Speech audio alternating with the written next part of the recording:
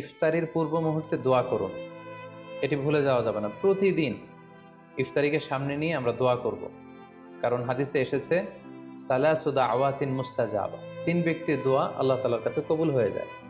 এই দোয়া আল্লাহ কখনো ফিরিয়ে দেন না। এর মধ্যে একটা দোয়া হচ্ছে দাওয়াতুস সাইম, রোজাদারের দোয়া আল্লাহ কখনো ফিরিয়ে দেন না।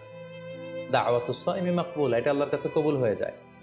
ঠিক ওই মুহূর্তটাতে আল্লাহ তাআলার সফট কর্নার খুব বেশি গ্রো করে, আল্লাহর রহমতের দরিয়ার মধ্যে একটা অভাবনীয় জোশ পড়ে যায়। আল্লাহ তাআলা এই দৃশ্যটাকে খুব দেখতে পছন্দ করে যে বান্দা সামনে খাবার নিয়ে বসে আছে, শরবত নিয়ে, পানীয় নিয়ে বসে আছে, ক্ষুধায় তৃষ্ণায় সে জর্জরিত, সে চাইলেই সামনে থেকে নিয়ে মুখে তুলে খাবারটা খেতে পারে, কিন্তু সে আমার ভয়ে খাচ্ছে না।